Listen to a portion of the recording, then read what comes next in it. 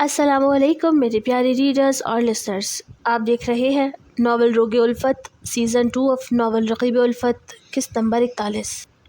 انسان خطاؤں کا پتلا ہے۔ رومان نے بھی اپنے کمرے کا رخ کیا تھا، دل و دماغ میں مچا طوفان جیسے آج کہیں جا کر تھما، لیکن اب اس کی جگہ ایک نئی پریشانی نے لے لی تھی۔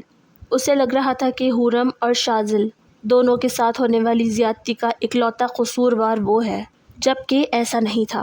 غلطی تو وہاں بہت سے لوگوں سے ہوئی تھی۔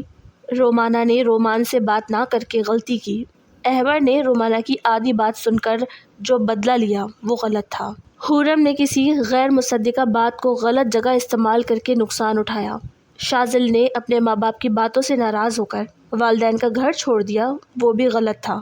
وہ ابھی اپنے بستر پر آ کر بیٹھا تھا کہ دروازہ نوک ہوا اور اجازت لے کر اشما کمرے میں آ گئی۔ ماں بیٹا نے ایک دوسرے کو دیکھ کر آنکھیں چرائی تھی، لیکن اشما اندر آ کر اس کے برابر میں بیٹھ گئی۔ چند لمحوں کی تاخیر کے بعد اس نے گہرا سانس بھر کر بات شروع کی۔ رومی، بات ختم ہو چکی ہے، تمہیں اب اپنی بیوی اور بیٹے کو سنبھالنا چاہیے، اس کے کمرے میں رہنا چاہیے۔ رومانہ کو تمہاری بہت ضرورت ہے، وہ کہہ کر چپ ہو گئی۔ موم، کہاں ہوا ہے سب ٹھیک؟ میری وجہ سے، میری حماقت کی وجہ سے ایک لڑکی کی زندگی تباہ ہو گئی، میرے بھائی کی دنیا اور آخرت داؤ پر لگ گئی۔ میں کیسے نارمل لائف کی طرف آ سکتا ہوں؟ میرا سوچ سوچ کر برا حال ہے کہ احمد نے کیسے اتنا کچھ اکیلے سہا۔ سب میری وجہ سے، سب کچھ میری وجہ سے غلط ہو گیا۔ اس کی آنکھیں نم ہو گئی تھیں۔ میں سمجھ سکتی ہوں رومی، لیکن تمہیں خود کو سنبھالنا ہوگا۔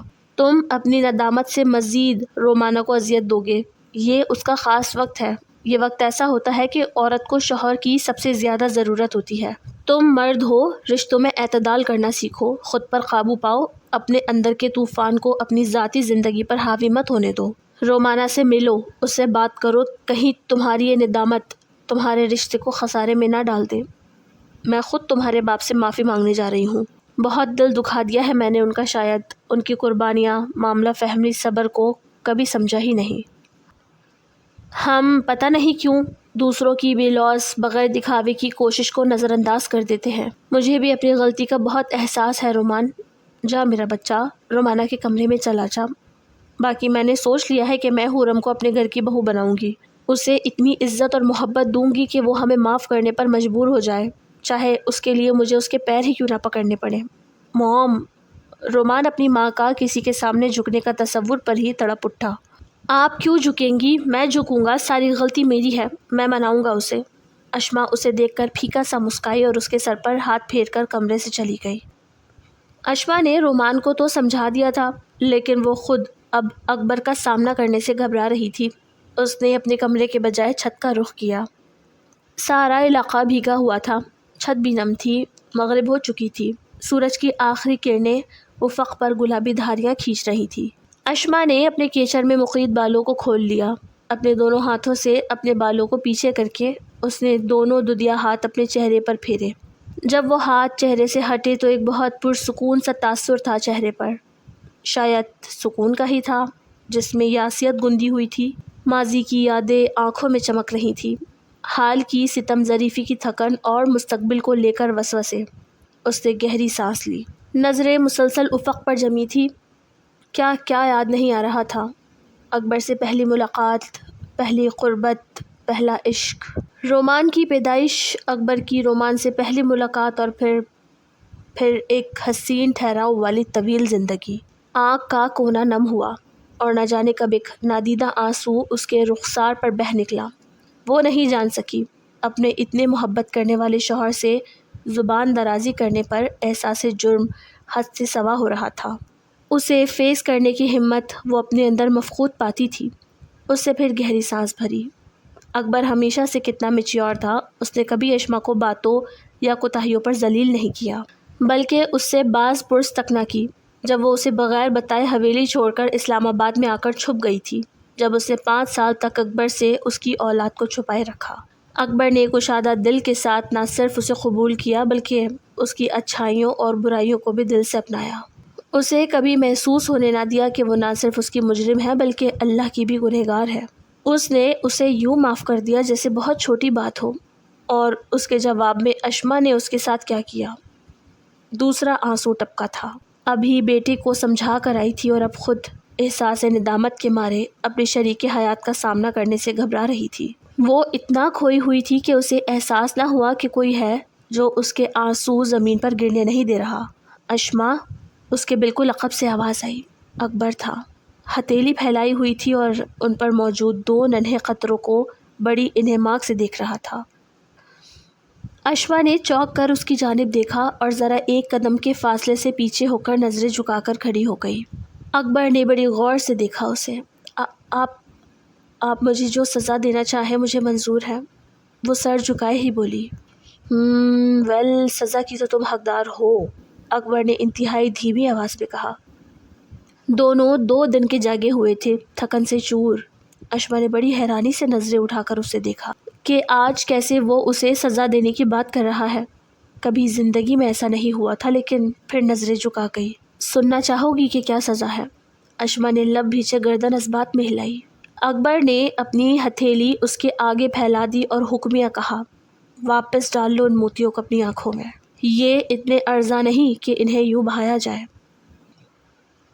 اشما کو لمحہ لگا تھا اس کی بات سمجھنے میں۔ اکبر، وہ کرلا کر بولتی ہوئی اس کے سینے سے آ لگی۔ اکبر، معاف کر دیں پلیز، وہ تڑپ تڑپ کر رو رہی تھی۔ اکبر خانزادہ نے آج بھی ثابت کر دیا تھا کہ وہ اشما اکبر خانزادہ سے کتنی محبت کرتا ہے۔ اس کی بڑی سے بڑی کوتاہی کو یوں نظر انداز کرنا صرف اور صرف اس کے اس عاشق کے ہی بس میں تھا۔ باقی دنیا تو بس انسان کو اس کے عمل اور رتبے پر جج کرتی ہے۔ صرف محبوب کا ہی خاصہ ہوتا ہے جو اپنے محب کو خامیوں اور خوبیوں کے ساتھ ٹوٹ کر چاہے۔ بس ایسے نہیں روتے، بیمار ہو جاؤ گی۔ ویسے بھی بوڑھی ہو گئی ہو، اپنے آپ کو جوان پٹاخہ مت سمجھا کرو۔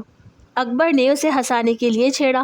اشما کا سسکنا ایک لمحے کو تھما اور اس نے گردن اکبر کے سینے سے اونچی کر کے اسے گھورا۔ کون بوڑھی؟ تم اور کون؟ وہ جانتا تھا اس کا مائنڈ کیسے ڈائیورٹ کرنا ہے۔ آپ خود ہوں گے بڑے میاں، میں تو ابھی اتنی عمر والی نہیں ہوں۔ وہ واپس اس کے ساتھ لگ چکی تھی۔ دادی بن گئی ہیں آپ میڈم، اس نے اشما کو گراؤنڈ ریئلٹی دکھائی۔ ارے تو کم عمری میں دادی بن گئی میں، دیکھیے آپ، ہاؤ بلسڈ آئی ایم۔ ہاں ہاں ہاں، اکبر کا کہکا فلک شگاف تھا۔ پھر دونوں ایک دوسرے کی ہمراہی میں کمرے کی جانب بڑھے۔ یہ تھی اکبر کی خاصیت کہ وہ بڑی سے بڑی بات کو بھی یوں لمحوں میں ختم کر دینے کی صلاحیت رکھتا تھا۔ واقعی وہ ایک بہترین سربراہ تھا۔ ایک طرف ماں پریشان تھی، دوسری طرف رومان کی ہمت نہیں ہو رہی تھی رومانہ کے کمرے میں جانے کی۔ وہ کمرے میں بے چینی سے ٹہل رہا تھا جب اس کے کمرے کا دروازہ بج اٹھا۔ دروازہ کھلا ہوا تھا، اس سے پکارا، آ جائے اندر، لیکن دروازہ پھر بج اٹھا۔ وہ جھنجھلا کر دروازے کی طرف بڑھا اور اسے کھولتے ہوئے بولا، کون ہے؟ دروازہ کھلا ہوا ہے۔ آخری لفظ اس کے منہ میں ہی پھنس گئے۔ سامنے رومانہ کھڑی تھی، ساتھ ہی ملازمہ بھی کھڑی تھی جس کے ہاتھ میں مراد کو اٹھایا ہوا تھا۔ سائڈ ہو، رومانہ کہتے ہوئے اس کے سائڈ سے نکل کر بیڈ پر آ بیٹھی، جبکہ ملازمہ ہونک بڑے رومان کے ہاتھوں میں اس کے سپوت کو تھما کر وہاں سے چلی گئی۔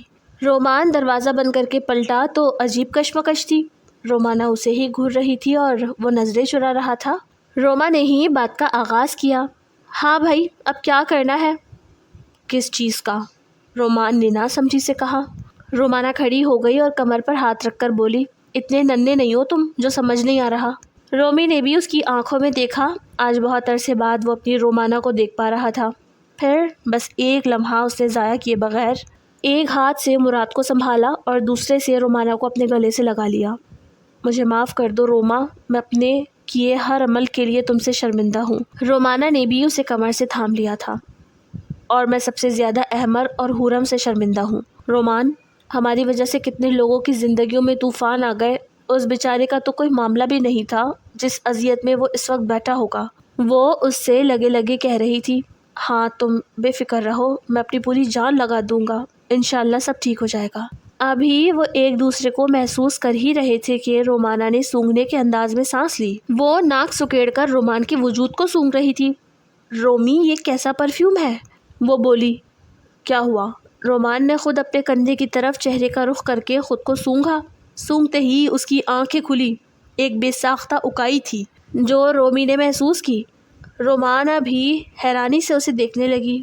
یاک، کیسی بری بدبو آ رہی ہے تمہارے پاس سے رومی، کیا میرے غم میں نہانا چھوڑ دیا ہے تم نے؟ بو تیز ہو چکی تھی۔ شٹ اپ یار، کہاں سے آ رہی ہے یہ؟ ابھی دونوں میاں بیوی اس گتھی کو سلجھا نہیں پائے تھے کہ گود میں مراد نے مچل کر رونا شروع کیا، جیسے اسے کسی چیز سے الجھن ہو رہی ہو۔ رومان اور رومانہ نے ایک دوسرے کو معنی خیزی سے دیکھا اور پھر ساتھ بولے، مام! اب تم کہہ رہی ہو کہ ابھی تم جوان ہو، بوڑھی نہیں ہو، تو آج تمہیں ثابت کرنا ہوگا۔ بہت دن ہو گئے یار، کوالٹی ٹائم اسپینڈ نہیں کیا ہم نے ساتھ۔ اکبر رومانٹک ہو رہا تھا۔ اکبر، اپنی عمر تو دیکھیں، اب بات مت پلٹو، پتہ نہیں کن چکروں میں ٹائم ویسٹ کر رہے ہیں ہم۔ پلیز یار، اب نو بہانے بازی۔ میں بس آ رہا ہوں دروازہ لاک کر کے، اکبر نے کہہ کر ایک لمحے میں دروازہ بند کیا اور اشوا کے پاس آ گیا جو بھینا سا مسکرا رہی تھی۔ اکبر، مجھے بہت تیز نیند آ رہی ہے۔ پھر بہانہ؟ دونوں بالکل جوانی کے وقت کی طرح اٹکھیلیاں کر رہے تھے کہ دروازے پر نوک ہوا، بلکہ نوک نہیں، دو لوگ مل کر باقاعدہ دروازہ پیٹ رہے تھے۔ اشوا کا ہاتھ سینے تک گیا۔ اللہ رحم، کیا ہو گیا؟ جبکہ اکبر شدید بیزار ہو گیا تھا۔ اشوا نے فوراً سے دروازہ کھولا۔ انا، بہت بڑا مسئلہ ہو گیا ہے۔ رومانہ بہت گھبرائی ہوئی تھی۔ کیا ہوا ہے؟ موم پلیز پکڑے اسے۔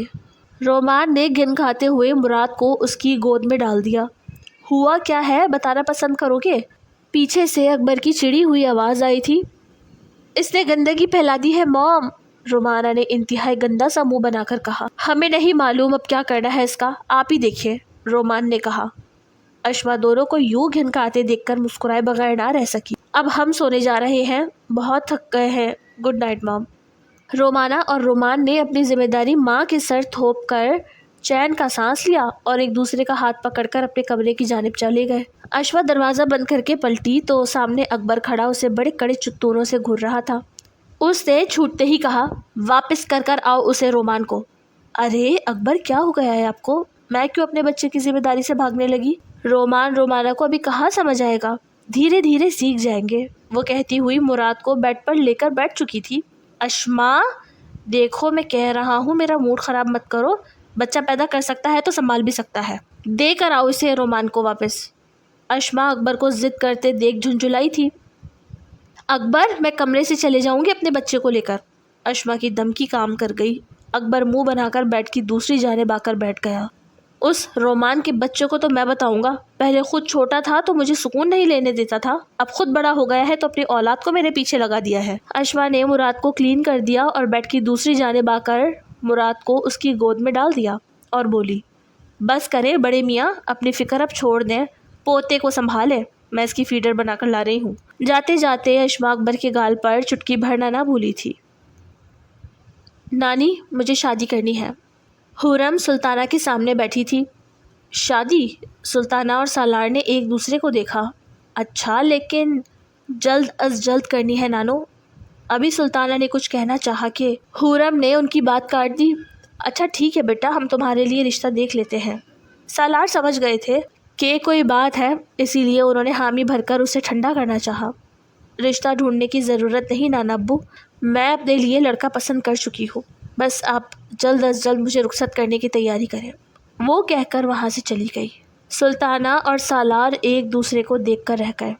To be continue, AW Urdu novels, don't copy my novel, like کر کے جائے گا۔ انشاءاللہ پھر ملتے ہیں نیکسٹ ایپیسوڈ میں۔ اللہ حافظ۔